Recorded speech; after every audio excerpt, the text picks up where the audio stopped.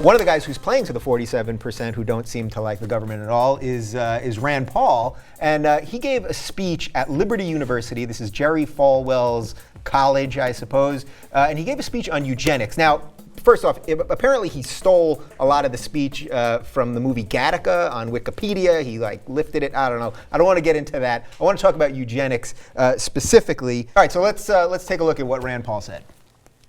In your lifetime, much of your potential or lack thereof can be known simply by swabbing the inside of your cheek. Are we prepared to select out the imperfect among us? Now, eugenics, and Kara, I'm going to let you give a slightly more scientific explanation than I am. Eugenics basically is the system by which people can sort of select out the less desirable, sort of. So if, let's say, two obese people were mating and we didn't want to have obese people mate, you would stop them from mating to get rid of obesity, which sort of maybe sounds good, but really is a very slippery slope. Clean that up for me, would you? So, okay, I'm not by any means a eugenics expert, but you know, my background is in biology and psychology, and I think eugenics as a concept is something that can be approached historically, sociologically, biologically, whatever. So I think obviously a popular example is when we look back to Hitler's Germany, right? And so we think about the idea of Hitler wanted to have a pure race, and so he wanted to eliminate certain people from the population that he felt dirtied up the race. And I think that this is the most extreme and most disgusting example of eugenics, and I think that that's kind of what that name makes people think about when they hear that word. Right. And I think it's an easy scare tactic, right, for Rand Paul to use. And he wanted to, so Hitler wanted to do it to breed blonde-haired, blue-eyed people, basically, and he wanted to do it through breeding. But technology has changed now, where now it can be done through science, and they can, change your eye color. Which is still breeding breeding itself is science. And as that's well. the thing, this is all still breeding. So basically what he's trying to say is that if we can use any sort of kind of genetic test to figure out if somebody has an illness in utero that's going to prevent them from leading a full and healthy life, for example, that it's immoral to terminate that pregnancy. And I think a lot of people would disagree with that. I think a lot of people, a woman finds out that she's carrying a child with a trisomy, with Down syndrome, with some sort of issue that would cause that child to live a life in horrible pain, or with some sort of issue that would cause that child to, to not be able to live at all, to not survive the birthing process or much after the birthing process. Many people would say that's completely a valid reason to terminate the pregnancy. So I think that he's taking, he's making a huge slippery slope argument, and he's making it very extreme in order to rally the troops for Cuccinelli, to be able to support Cuccinelli there in Virginia. Right, and again, he's doing this at Liberty University, which obviously is a Christian college, so he's playing to the religious base. I get all that. And again, it's that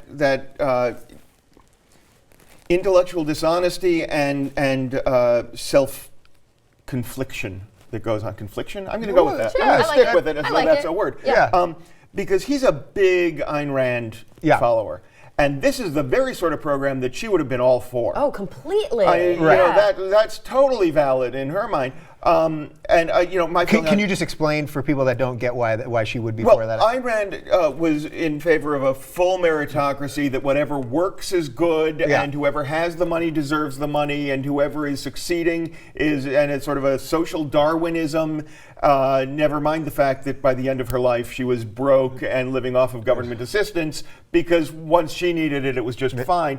I feel that Ayn Rand, as a writer and as a philosopher, came up with very simple, very clear answers to questions that by all rights should trouble us deeply throughout our lives. The last thing we should find for them is simple, clear answers.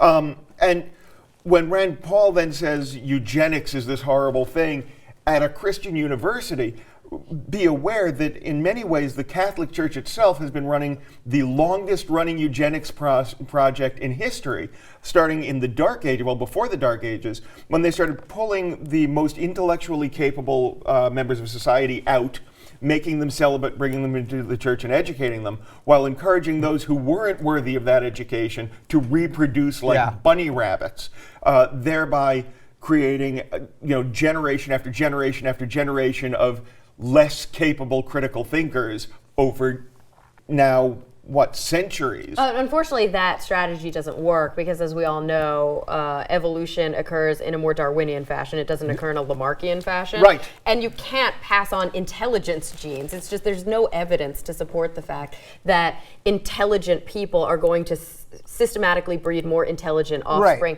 just because of their genetic makeup. I mean, oftentimes if you're raised by bright parents who want to foster intellectual curiosity in you, you're more likely to become an intellectual individual as it stands. But there's really no evidence to support the fact that when smart people breed, they make smart babies, and when dumb people breed, they make dumb babies. Is there really no evidence of that? Because I mean, that totally shakes the foundation of my self-confidence.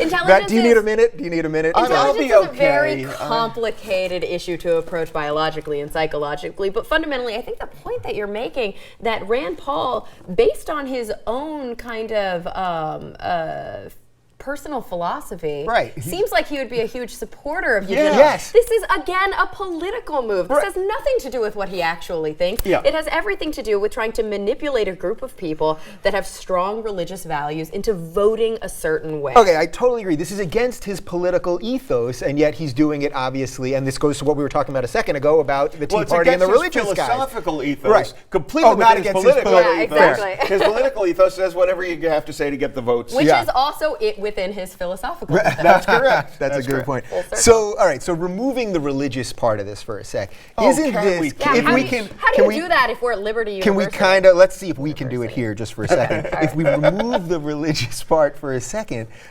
isn't this eugenics actually good? But isn't this the next step in human evolution, that we will systematically remove the things that are bad about us, that are genetically wrong with us, and that we will...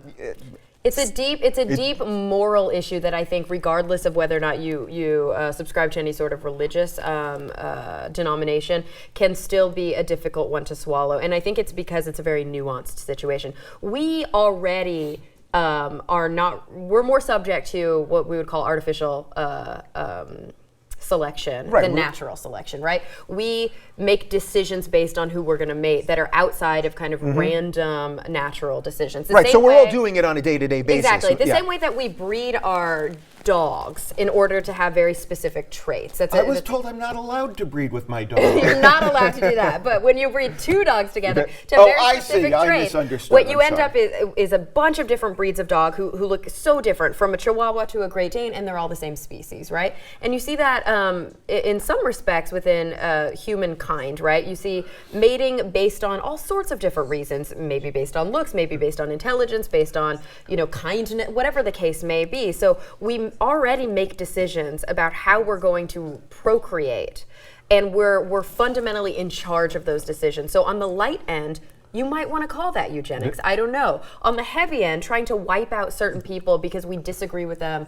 philosophically, because we disagree with them politically. I think I'm an atheist. I don't subscribe to a religion at all. I'm very much against organized religion, but that to me is fundamentally immoral. It has nothing because to do you with could religion. you could eliminate, if they found the gay gene. This is what everyone says. They'll find the gay gene and then they'll get rid of gay. It's just another reason to kind of have an in-group, out-group status, and to push a hate agenda. So I think you got to find that middle ground where we're talking about somebody who's not a person yet, right? You're talking about an embryo, and that embryo has such heavy genetic damage that it's going to create a life that potentially couldn't live on its own, or that would be in such pain and would struggle so much that the mother, because it is still her person, right? As long as that is still an embryo inside of her, it's a human rights issue, and she has the right to terminate that pregnancy. I think that's a completely different issue than eugenics. Yeah. Oh, you just brought up so much good stuff. We're gonna have to do another segment on it next week. First of all, for the record, let me also say that I am also an atheist. I am so completely an atheist that when people tell me they believe in God, I don't believe them. It makes no sense to me. Yeah. I think we get into trouble when we talk about, is this good or bad that we can do it? Because I think science in its purest form is neither good nor bad. It is neutral. The question is how new discoveries and new abilities are then applied. And you draw the line at, would a life be in so much pain or so incapable of taking care of itself. Mine would be, will it be forced to live with my parents? That's my line. Yeah. But there are all sorts of different lines that can be drawn, and these are very individual decisions and very individual choices, and they lie with the woman in question. They lie to some degree with the man in question if there's an agreement as to who's going to wind up raising this. And they lie with the voting public. I mean, fundamentally, what you're saying about science, I do think that there is some morality wrapped up into science, because science fundamentally is done by people, and they have agendas before they set out to do their science. But ultimately, I think that regulation is to be left to the regulators, and I think that a voting public needs to be choosing how we regulate science. And at that point, you need true democracy, where the voting public is making the decision, not moneyed interests that are then chosen by the voting public to represent the supposedly voting public's interest, and in fact is Right, and answering we to who keep pays. our voting public so dumb that they're not informed well enough to make the right Exactly decisions right. on this kind of stuff. Hey guys, the Rubin Report's brought to you by Coupaw.com. They have up to 75% off pet treats, chews, toys, and more. And if you use code RR, you can get another 20%. That's a lot of percentage right there. I can't do that kind of math. The link is right down below, Coupaw.com, code RR.